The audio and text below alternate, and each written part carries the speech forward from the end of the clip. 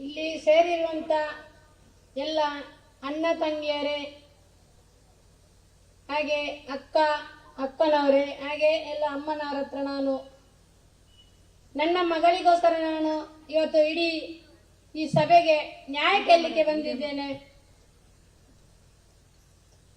ಇವತ್ತು ನನ್ನ 11 ವರ್ಷ ಒಳಗೆ ನನ್ನ ಮಗಳನ್ನು ಅತ್ಯಾಚಾರ ಮಾಡಿ ಕೊಲೆ ಮಾಡಿ ಇದೇ ನೇತ್ರಾವತಿಯ ಧರ್ಮಸ್ಥಳ ಪಕ್ಕ ಬಿಸಾಡಿದ್ದಾರೆ. ಇದು ನಿಮ್ಮೆಲ್ಲರಿಗೂ ಗೊತ್ತು.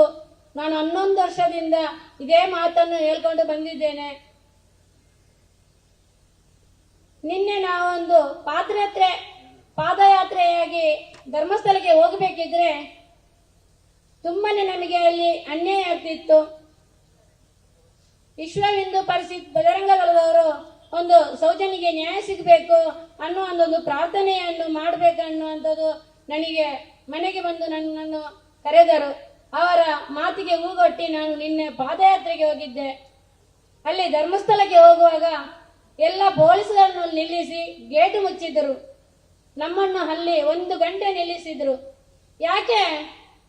ನಮ್ಮ ದೇವರ ಬಳಿಗೆ, ನಮ್ಮ ಒಂದು ಹಿಂದೂಗಳ ದೇವರ ಬಳಿಗೆ ಹೋಗ್ಲಿಕ್ಕೆ ಯಾಕೆ ಇವರು ತಡೆಯುತ್ತಾರೆ?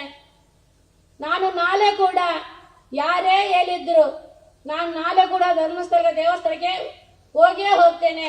ಯಾರಿಂದಲೂ ತಡಿಲಿಕ್ಕೆ ಸಾಧ್ಯ ಇಲ್ಲ. ಅದು ನಾವು ನಂಬಿದ ದೈವ ದೇವರುಗಳು. ನಾನು ಅವರಿಗೆ ಗಲಾಟೆ ಮಾಡಲಿಕ್ಕೆ ಅಲ್ಲ, ಯಾರ ಮೇಲೆ ಹಲ್ಲೆ ಮಾಡಲಿಕ್ಕೆ ಹೋಗಿಲ್ಲ. ನಾನು ನನ್ನ ಮಗಳಿಗೋಸ್ಕರ ನ್ಯಾಯ ಕೇಳಿ ಹೋಗಿದ್ದೆ. ಅಲ್ಲಿ ಒಬ್ಳು ಶಾಂಭವಿ ಅಂತ ಇನ್ನೇನು ಸೌಟು ಹಿಡ್ಕೊಂಡು ನಾನು ಸೊಂಟಕ್ಕೆ ಬಟ್ಟೆ ಕಟ್ಟಿಕೊಂಡು ಕುಸುಮಾತಿಯವರನ್ನು ಧರ್ಮಸ್ಥಳಕ್ಕೆ ನಾನು ಗೇಟಿನೊಳಗೆ ಕಾಲಿಡ್ಲಿಕ್ಕೆ ಬಿಡುದಿಲ್ಲ ಅಂತ ಹೇಳಿದ್ದಾರೆ. ಅವಳಿಗೆ ಕೂಡ ಒಂದು ಹೆಣ್ಣು ಮಗು ಇರಬಹುದು. ಅವಳು ಕೂಡ ಇನ್ನು ಒಂದು ಕಣ್ಣಿಡುವಂತ ಒಂದು ಸಮಯ ಬರಬಹುದು ಅವಳಿಗೆ ಕೂಡ. ನಾನು ಈ ಸ್ಟೇಜ್ ಹತ್ರ ಅವಳಿಗೆ ಒಂದು ಮಾತು ಹೇಳ್ತೇನೆ. ಯಾಕೆ ಇವರು ನಮಗೆ ಎಲ್ಲ ನ್ಯಾಯಕ್ಕಾಗಿ ಹೋರಾಡ್ತಿರುವ ಎಲ್ಲ ಜನರಿಗೂ ಕೂಡ ಯಾಕೆ ಇವರು ಹಿಂದೆನೇ ಅವರು ಹೋಗಿ ಒಂದು ಅನ್ಯಾಯ ಮಾಡ್ತಿದ್ರೆ ಅಂದ್ರೆ, ನಾವು ಯಾರನ್ನ ಅತ್ಯಾಚಾರಿ ಕೊಲೆ ಮಾಡಿದ್ರೆ ಅನ್ಬೇಕು ಹೇಳಿ? ಯಾರು ಇದ್ರಲ್ಲಿ ಇದ್ದಾರೆ?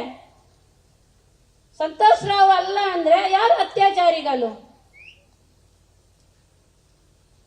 ನಾನು ಕೇಳುವುದಂದೆ, ನಾವು ಈಗ ಕೇಳುವುದು ಒಂದು ಮಾಧ್ಯಮದ ಸಮಕ್ಷಮದಲ್ಲಿ ನಾವು ಗುರುತಿಸಿರುವ ವ್ಯಕ್ತಿಗಳನ್ನು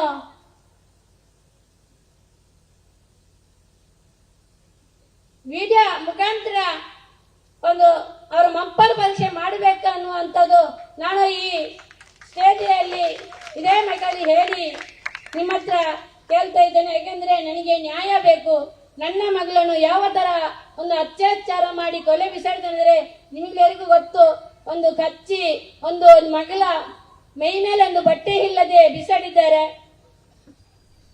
ನಾನು ಅದನ್ನು ಹೇಗೆ ನೋಡಿ ಸಹಿಸಿಕೊಂಡು ನಾನು ಒಂದು 9 ತಿಂಗಳು ಹೊತ್ತು 10 ತಿಂಗಳು ಸಾಕಿ ಸಲಹಿದ ಒಂದು ಹೆಣ್ಣು ಮಗುವನ್ನು ಯಾವ ತರ ಅತ್ಯಾಚಾರ ಮಾಡಿದ್ರೆ ಅಂದ್ರೆ ಅದಕ್ಕೆ ಒಂದು ನೋವು ಕೂಡ ಮಗುವಿಗೆ ಗೊತ್ತಿರಲಿಲ್ಲ. ನಾವೊಂದು ಏಟು ಕೊಟ್ಟ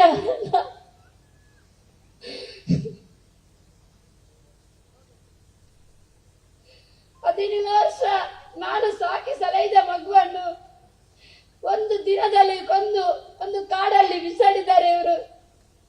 ಯಾಕೆ ಇವರನ್ನು ತನಿಖೆ ಮಾಡಿಲ್ಲ? ತನಿಖೆ ಮಾಡಿಲ್ಲ. ಡಾಕ್ಟರ್ ಆದಾಮು ಕಶ್ಮೀರನ್ನು ತನಿಖೆ ಮಾಡಿಲ್ಲ. ಯಾಕೆ ತನಿಖೆ ಮಾಡಿಲ್ಲ? ನಾನು ಯಾರ ಹತ್ರ ನಾವು ನ್ಯಾಯ ಕೇಳ್ಕೊಂಡು ಬರಬೇಕು?